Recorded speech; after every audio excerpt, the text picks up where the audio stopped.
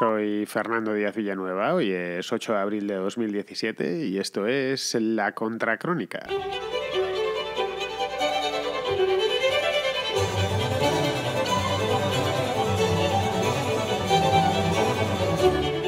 Bienvenidos una semana más a La Contraportada, que es el especial de libros de La Contracrónica, un espacio dedicado los sábados solo a los libros, pero no a los libros que digo yo, a los libros que decís vosotros que es lo suyo. Luego ya, si eso, pues yo hago un comentario, si lo he leído un comentario más largo y si no lo he leído, pues poco menos que lo dejo pasar y me fío de vuestras palabras que valen muchísimo más que las mías porque a fin de cuentas habéis leído el libro.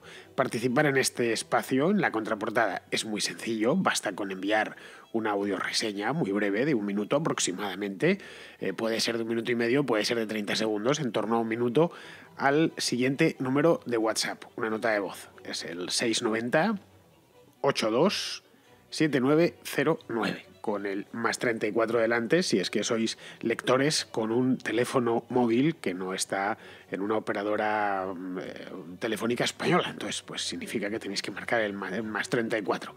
Bien, ya sabéis, una cosa muy sencillita, decir el autor, hacer una pequeña sinopsis si lo veis bien y comentar la razón por la cual os gusta o simplemente no os gusta, que también podéis perfectamente enviar antilibros. Mira, este libro lo he leído y sinceramente evitadlo como el que evita la peste. Bueno, eso ya lo dejo a vuestro propio juicio. Hasta ahora, y vamos ya, este es el 6º programa, no han enviado ningún antilibro, pero todo puede suceder.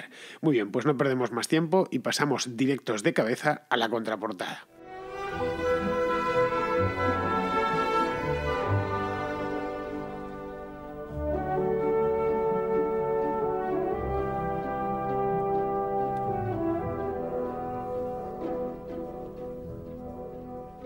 Vamos a empezar la contraportada de hoy en Galicia, en la ciudad de Orense. Pero vamos a empezarla en Galicia con una recomendación de un libro que está muy lejos o que versa de un tema muy lejano a Galicia, que versa en concreto sobre Argentina. Javier, que es de Orense, ya ha dicho, nos lo cuenta. Me gustaría recomendar un libro de un autor, de un escritor argentino, que seguramente conocerás porque fue colaborador de Libertad Digital. Es Horacio Vázquez Rial, ya fallecido, y el libro que quiero comentar brevemente es El enigma argentino, descifrado para españoles, en el que relata su opinión sobre lo que pasó en Argentina y las razones de que un país que en el siglo XIX y hasta la Segunda Guerra Mundial era un país muy rico, tierra de promisión para muchos españoles, entre ellos muchos gallegos, ahora pues es un país que está en decadencia y con realmente no muchas posibilidades de salir adelante a corto plazo al menos. Pues mira, Javier, yo a Horacio no solo le conocí personalmente, sino que llegué a tratarle personalmente, a compartir mesa con él en más de una ocasión, en más de 2 y en más de 3, y era un tipo extraordinario, un conversador inagotable, inteligentísimo, daba gusto sentarse con él a comer o a cenar o simplemente a tomar café, culto hasta la extenuación, por lo que recuerdo, daba gloria sentarse, preguntarle cualquier cosa y dejar que fuese hilando una idea tras otra. Bueno, hilaba una idea tras otra y un pitillo tras otro, porque era un fumador empedernido. Al final se notaba el cigarrillo, de hecho le terminó matando. Él lo cuenta muy bien, ¿no? Lo contaba muy bien poco antes de morir, 1 año antes de morir, en una columna que a todos nos encogió el alma, cuando ya le habían detectado el cáncer y era pues de la cantidad y calidad de cigarrillos que se había ido fumando. Murió, como ya he dicho, hace unos años, creo que fue en 2012, efectivamente. Murió creo que fue cáncer de pulmón y fue de una manera muy rápida, lo cual, esto fue así en 2012, efectivamente, a finales del verano de 2012. Recuerdo que estaba yo en la Gaceta y me lo comentaron a través de un mensaje, me enviaron un mensaje al móvil y me dijeron pues que sepas que Horacio acaba de morir y demás, y me produjo una inmensa pena, os podéis imaginar, básicamente porque estas veces que has conocido a alguien y que has conocido a alguien muy inteligente y que dices no puede ser, todavía le faltaba mucho por escribir y le faltaban muchas conversaciones por tener, así que fue recibir aquel mensaje y recuerdo que me me puse encima del ordenador y escribí un obituario de un tirón sin siquiera que me lo encargasen dentro del periódico. Fue al día siguiente publicado, obviamente. Dije, bueno, tengo un obituario que se ha muerto Horacio Vázquez Real, y me salió del alma. Y al día siguiente salió publicado. Como escritor, Horacio era un maestro. Más en las novelas que en los ensayos, porque él le daba todos los palos, tanto una cosa como la otra, pero era más novelista que ensayista. Hasta incluso los ensayos los novelaba. Tenía una facilidad para la narración pasmosa. Cualquier cosa, incluso cuando estabas hablando con él, cualquier cosa la convertía en un relato. Tenía un acento así porteño, muy pausado, y eso, a pesar de que llevaba 1000 años en España, seguía hablando con un acento argentino marcado. Se sabía que era... No podía ocultarlo, ¿no? Eso le hacía todavía más encantador. Este libro en concreto que nos recomiendas, Javier, este del Enigma argentino, es un libro del año 2002. Es de antes de que yo le conociese. Yo debí conocer a Horacio, no sé si en 2004, no mucho después de que saliese ese libro, cuando ya estaba metido en problemas, porque este libro le dio muchísimos problemas de tipo legal. Trajo muchísima cola, tanto que incluso llegó a estar retirado de las librerías, quiero decir. Horacio plantó batalla y muchos años después, pues no sé si ya fue poco antes de morir, vamos, no sé si en 2009, 2010, una cosa así, la cosa terminó en el Tribunal Supremo. Fue hasta el Tribunal Supremo y terminó dándole la razón, porque le pedían un dineral. Bueno, creo que fue por la maldita figura esta del derecho al honor, que al final da igual que lo que digas sea verdad, que te van a empapelar sí o sí. Si estás dispuesto, tienes las ganas y los recursos como para seguir pleiteando, pues al final terminas ganándolo, pero si no, pues te empapelan de mala manera. Es un tema que ya he tratado alguna vez aquí en el programa y demás. Este libro en cuestión no me lo he leído, pero sí lo conozco bien su tesis. Es uno de los grandes temas que se hablaban con Horacio. Bueno, vamos a hablar de Argentina. Sabéis que a los argentinos lo que más les gusta del mundo es hablar de Argentina, como a los españoles lo que más nos gusta del mundo es hablar de España, y a los mexicanos de México es así. Forma parte, bueno, a los españoles también nos gusta mucho hablar de Argentina. Nos encanta, ¿no? Entonces, que encontramos un argentino delante, pues vamos a hablar de Argentina. Tenemos cierto ombliguismo, lo cual no es necesariamente malo. Así que la historia, más o menos lo que es el enigma argentino, lo conozco. Que no haya sido más de habérselo oído decir y contar a Horacio en sucesivas conversaciones que por haber leído este libro, que por lo demás no es precisamente fácil de leer. Lo publicó Ediciones B, como ya he dicho, en el año 2002, y no volvió a ser editado. Con los problemas que tuvo que ser retirado y no volvió a ser editado de nuevo, sigue sin ser editado. Lo tenéis de cualquier manera disponible en segunda mano. Podéis ir a Iberlibro o directamente en Amazon, que también hay libros en segunda mano. No tenéis más que pedirlo, igual se puede comprar de la misma manera. Lo tenéis, ya sabéis, como todos los programas hago, lo vais a diazvillanueva.com y allí preparo una anotación con todos los links donde dirijo directamente al libro. De cualquier manera, de Horacio, aparte de este, si conseguís encontrarlo, que parece ser que en Amazon tienen algo en stock de segunda mano, el libro que os recomiendo encarecidamente es un libro posterior que se llama Perón, tal vez la historia, que es un librazo, y cuando digo librazo es en el sentido amplio del término, un librazo desde el punto de vista de buen libro y desde el punto de vista de físico. Creo que tenía 700, 800 páginas, un libro gordísimo, lo tengo por aquí por casa, que es, yo creo, personalmente, tampoco es que haya leído muchos, pero por lo que leí y lo que me gustó, es probablemente el mejor retrato del peronismo que se ha escrito jamás. Ahí lo dejo. Muy bien, pues vamos a pasar a la siguiente, que es Isabel, una mujer. Sabéis que hay oyentes, unas cuantas oyentes. En concreto, en este de los libros entran más oyentes que en el Preguntas y Respuestas, curiosamente. Lo que viene a demostrar que las mujeres leen más, eso siempre lo supe yo desde el principio. Pues Isabel nos recomienda una novela de una autora que es superventas. Y bueno, voy a recomendar un libro que estoy leyendo. Es una novela, es de Julia Navarro, se titula Dime quién soy. Y bueno, Dime quién soy es una novela que rebosa intriga, política, espionaje, amor y traición, desde los años de la Segunda República Española hasta la caída del muro de Berlín, pasando por la Segunda Guerra Mundial y la Guerra Fría. Constituye un apasionante relato del siglo XX. Os lo recomiendo, gracias. Pues mira, Isabel, no he tenido el gusto de leer esta novela, pero tampoco he tenido el gusto de leer ninguna novela de Julia Navarro. La conozco y sé que escribe muchas novelas y las debe escribir muy bien porque las vende como rosquillas. Es muy habitual ir en el metro y ver que está leyendo el de al lado o la de al lado, el de enfrente está leyendo una novela, un novelón de estos de Julia Navarro que trata un montón de temas, grandes ediciones y bueno, supongo que su editor tiene que estar encantadísimo con ella porque vende un montón. Cuando yo era joven, Julia Navarro era tertuliana de un programa de radio que yo escuchaba algunas noches, que se llamaba La Linterna. Era de la cadena COPE y lo presentaba en aquel entonces Luis Herrero. Es decir, todavía no se había muerto Antonio Herrero, estoy hablando de mediados de los años 90, una cosa así. Y esta mujer, Julia Navarro, mucho más joven que ahora, obviamente, pues estamos hablando de hace más de 20 años, era contertulia y hacía pues, su análisis político allí.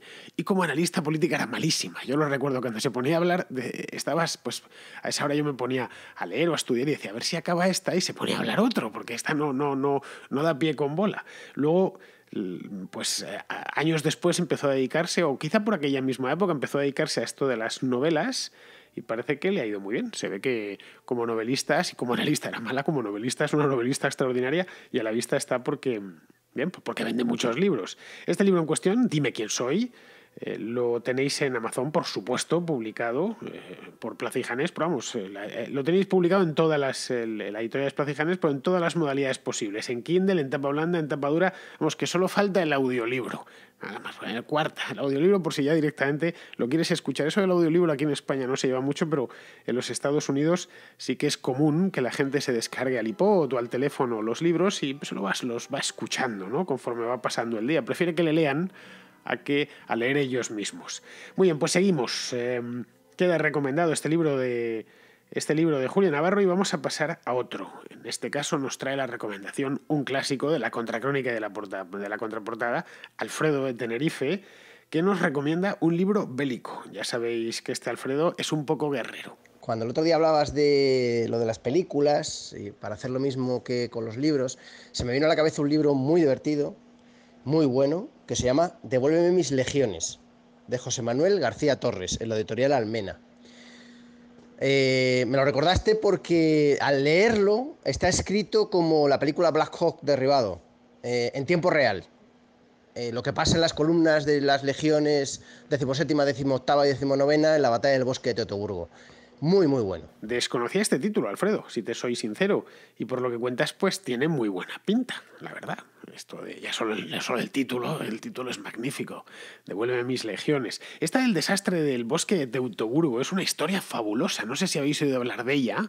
A ver si puedo hacer una contrahistoria, si no sobre en concreto la batalla, sobre las campañas de Varo, de Germánico durante el siglo I, principios del siglo I, intentando conquistar Germania, que hubiera cambiado la historia de manera dramática. Significa que los alemanes de hoy en día hablarían una lengua neolatina, una lengua romance como nosotros, como los franceses o como los italianos, y no hablarían alemán, que a fin de cuentas tiene elementos latinos, pero es una lengua germánica.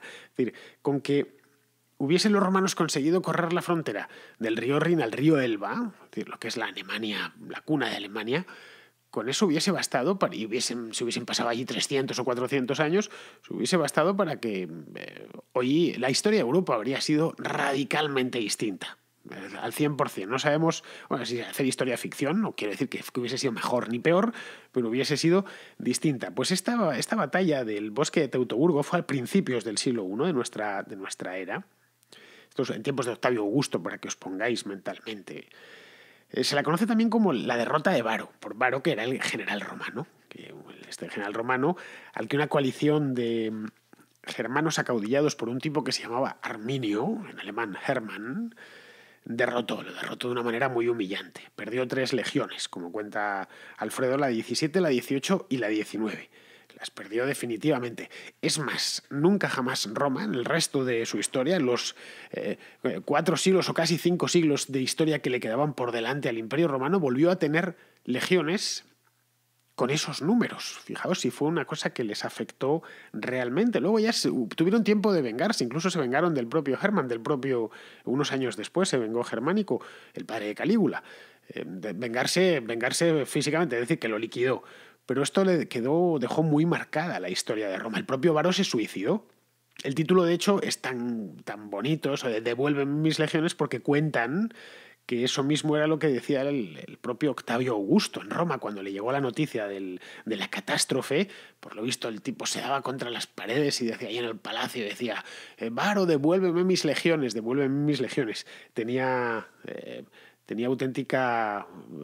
le dio un auténtico ataque solo de pensar que le habían arrebatado 3 legiones, unos bárbaros, porque este Arminio, pues no penséis que era tampoco Napoleón, ni muchísimo menos, era una coalición de bárbaros que les hicieron una emboscada. De hecho, esta batalla se merecería un peliculón. Tiene una película no es propiamente, es más bien un telefilme alemán de los años 90, bastante innoble, por cierto. He tenido ocasión no de verlo entero, pero sí de repasarlo un poco por encima. No está ni doblado, por supuesto, quien quiera verlo lo tiene que ver en alemán. Pero se merecería una superproducción de Hollywood, porque la historia es buenísima. Pues las superproducciones, ya sabemos, no se hacen en Alemania, se hacen en los Estados Unidos, y no sé yo si estarán interesados en una historia como esta. En Alemania, además, y esto lo conozco por mi relación con aquel país, que es una relación especial, este episodio le recuerda un poco a la borrachera nacionalista de hace un siglo, cuando convirtieron al tal Hermann, a Arminio, en una especie de héroe nacional. De ahí que es comprensible que muchos alemanes no quieran removerlo demasiado. El nacionalismo, con muy buen tino, en Alemania se lo miran mucho. El nacionalismo es una enfermedad, los alemanes la padecieron durante una enfermedad de la mente y del alma. Los alemanes la padecieron en grado extremo durante el siglo XX y no quieren volver a caer en esto. Y nuevamente se empieza por estas tonterías y la cosa va a mayores. Muy bien, pues vamos a dejar unos segundos de música y continuamos, pero no nos vamos de la antigua Roma.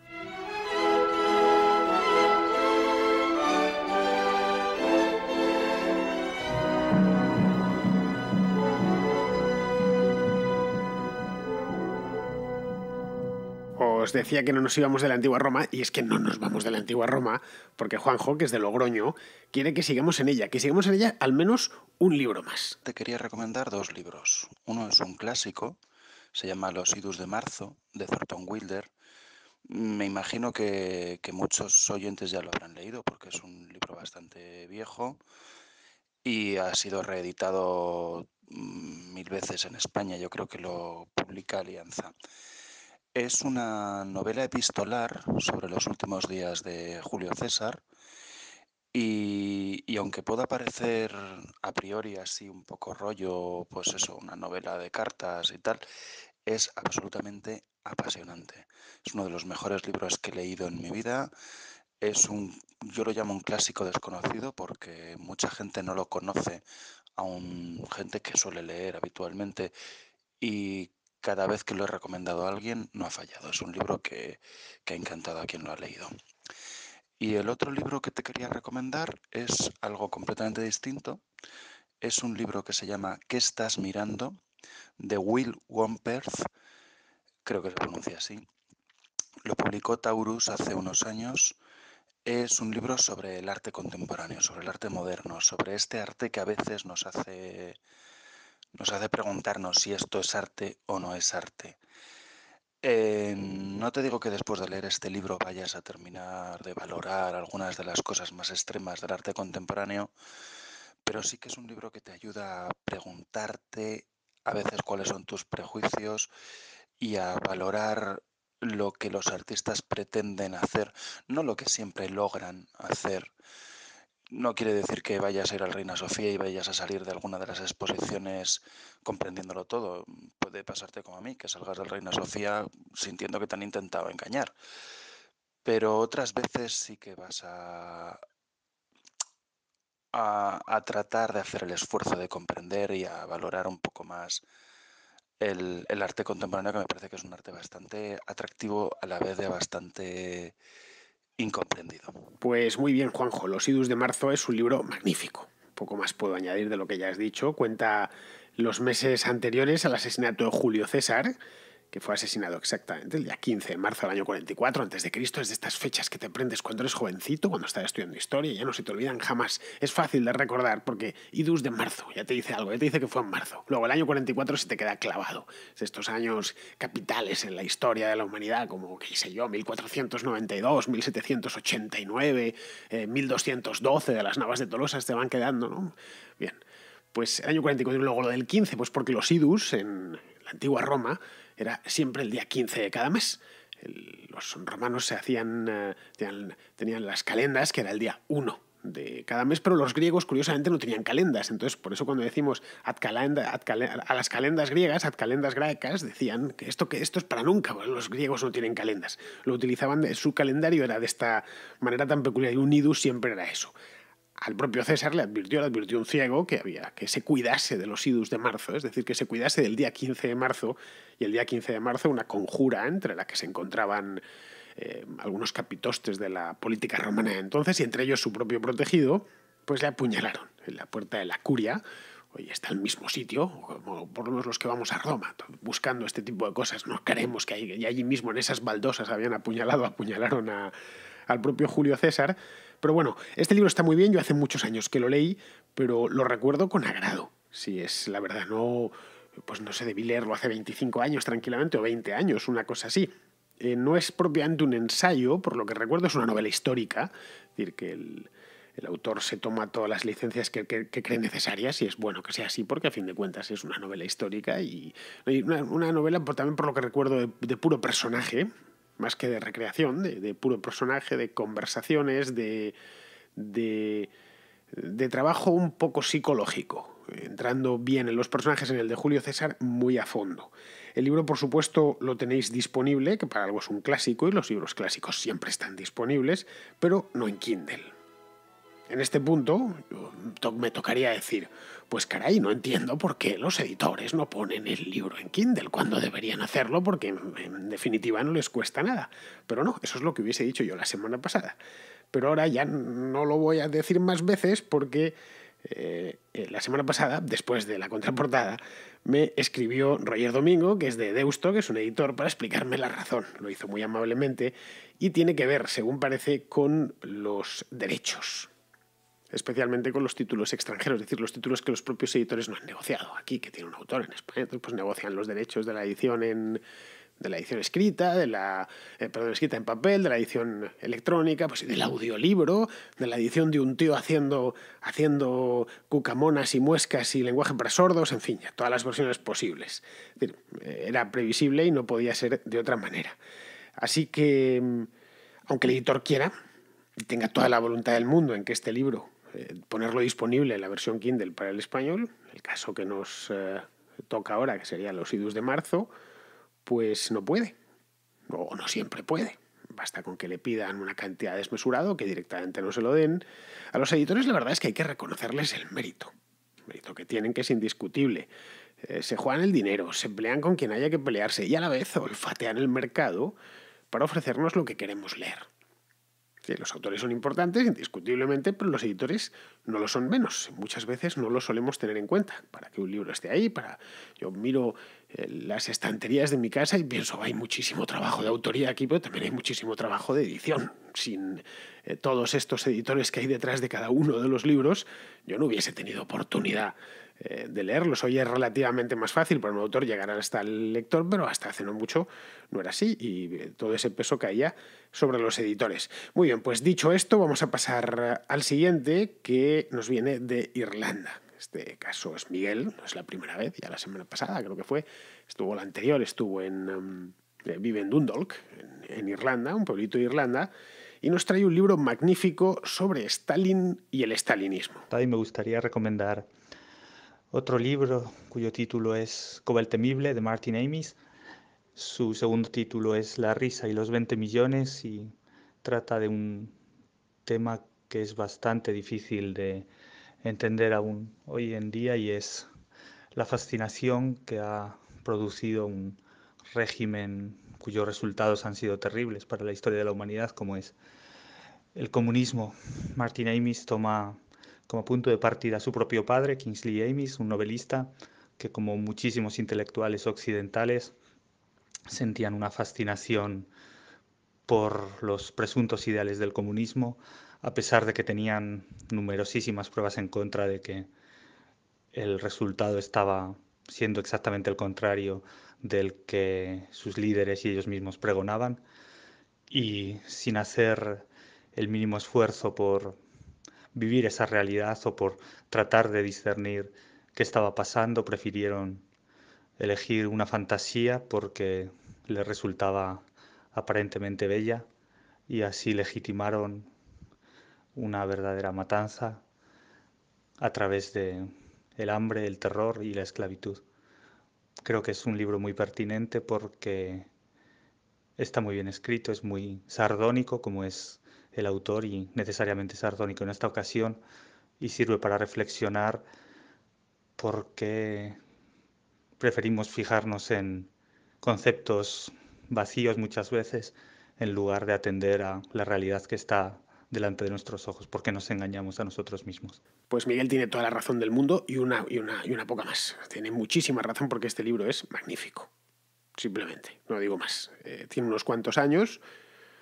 Lo leí en el año 2005, puede ser, 2004, 2005, una cosa así. Si hará 12 o 13 años, más o menos. Está publicado por Anagrama, si mal no recuerdo. Y poco más puedo añadir a lo que nos ha contado Miguel. De hecho, cuando lo leí este libro me llamó mucho la atención. No es una biografía de Stalin, ni muchísimo menos. Pero me llamó la atención lo popular que llegó a ser el stalinismo en Europa occidental. Y no ya entre los obreros o entre los desheredados de la tierra, no. Me llamó la atención cómo llegó a ser tan popular un tipo tan repugnante como era Stalin y un régimen tan odioso como el suyo entre la gente instruida, entre la élite intelectual y cultural del Reino Unido y esto de lo que cuenta aquí Martin Amis es de su propio país, es de su niñez. Martin Amis creo que nació en 1950, una cosa así, es de su infancia, en los años 50 y 60 en el Reino Unido, sino en toda Europa. Es decir, gente como Kingsley Amis, que era su padre, un novelista, y todos sus amigos, cómo llegaron a tener idolatrado a Stalin. Me llamó la atención y una página tras otra, decía, caray, realmente lo de cuando a veces pensamos, bueno, estamos en el final, este es el final de los tiempos, ahora sí, ahora ya Occidente se hunde, tal. No, en absoluto. O sea, ha habido épocas, los años 50 sin ir más lejos, en los que doctrinas horrendas, como podía ser el comunismo en su versión más dura, que, bueno, en su versión más dura no es propiamente Stalin, sería Pol Pot, pero que de las más duras, desde luego, llegaron a tener un predicamento bestial, un predicamento excesivo entre la gente refinada de nuestros países, de los países del occidente europeo. Así que, bien, es un libro que recomiendo, sí o sí. El libro, por supuesto, está disponibilísimo, lo sigue editando, lo tengo delante, lo sigue editando Anagrama, aunque le han cambiado la portada, la mía era amarilla y ahora es de color rojo. Eso sí, no está en Kindle, así que es muy probable que los de Anagrama no hayan conseguido la edición en ebook, en Kindle, para libros Kindle, así que hay que leerlo en tapa blanda. No es caro, cuesta solo 10 euros, así que merece la pena.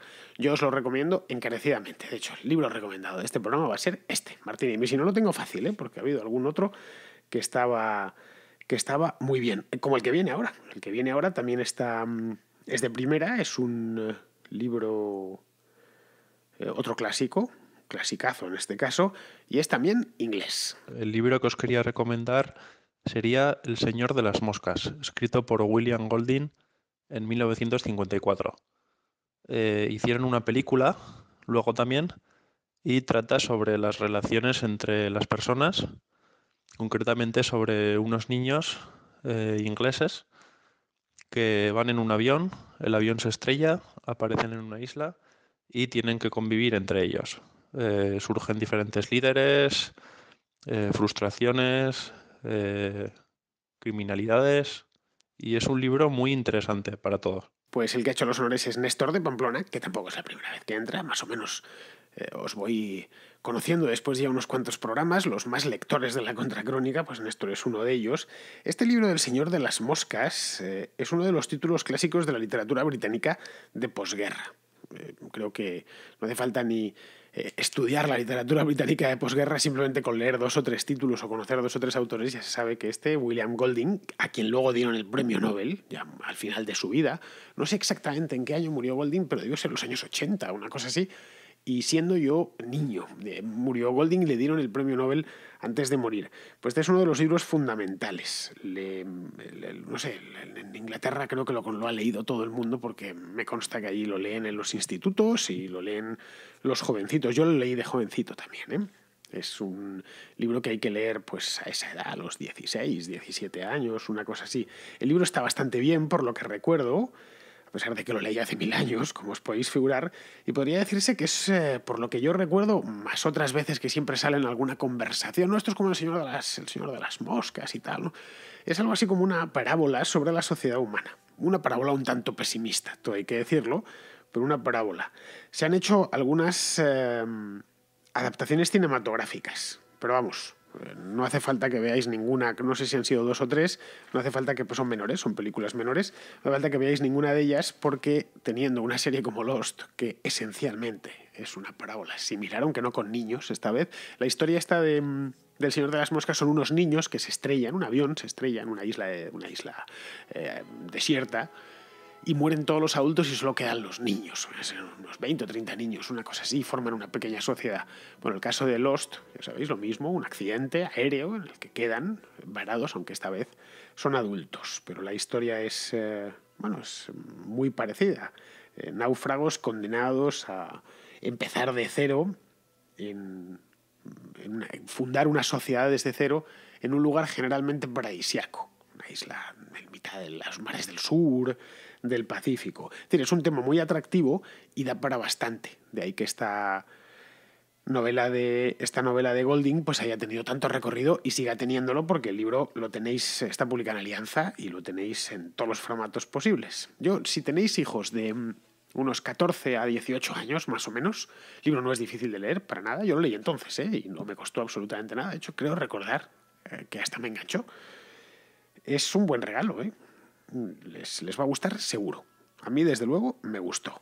Muy bien, pues queridos amigos, con esta 6ª y última reseña, no, 7ª, porque teníamos otra más que me he olvidado de comentar, una pena, pero ya es que se me ha ido el tiempo. Pongo el libro, por supuesto, en mi página web para que podáis ir a él. Como llevamos ya 6 contraportadas, creo que y se me ha ido ocurriendo mientras hacía el programa de hoy, voy a crear una sección en mi página con mis recomendadas de todos los que vais enviando. Me parece que es bueno, sí, que solo uno por programa, y al final puede quedar una biblioteca muy guapa, A la vuelta llevamos 6, bueno, pues por ahora habría 6 libros, pero cuando llevamos 15 tendremos 15 libros, pero 15 libros fetén, teniendo en cuenta que en cada contraportada hay como, qué sé yo, 6, 7 reseñas, pues no está mal. Es una buena selección y además una de las cosas que me he dado cuenta después de hacer 6 programas de libros monográficos desde el mes de enero es que los gustos literarios de mis oyentes son extraordinarios. Teniendo unos oyentes así, claro, da gusto hacer el programa, da gusto quedarse sin dormir solo para hacer el programa. Algunos libros, de hecho, que este del Señor de las Moscas, que acababa de hablar, hacía años que no lo revisaba, que no pensaba en él. Y pues esto ya solo me obliga a buscar, aunque sea el link de Amazon, y volver a verlo, pues está disponible, pues tal. Otras veces, en otros casos, me he vuelto sobre la estantería a buscar un libro, como habéis recomendado, que había leído hace tiempo, pues voy a darle una nueva oportunidad. Aunque sea, te lee solo unas cuantas páginas del interior para... todos los libros tienen un sabor distinto, pues para recrear ese sabor que te generó en su momento. Muy bien, pues lo de la selección, la biblioteca de FDV se puede llamar, o la contraportada de FDV, bueno, ya buscaré el título, a ver si me pongo a hacerlo este fin de semana con toda tranquilidad y lo pongo, y saco los primeros 6 títulos recomendados, lo mejor de la contraportada. Pues con esto, queridos amigos, me despido de vosotros hasta mañana, que ya sabéis, habrá contrarréplica.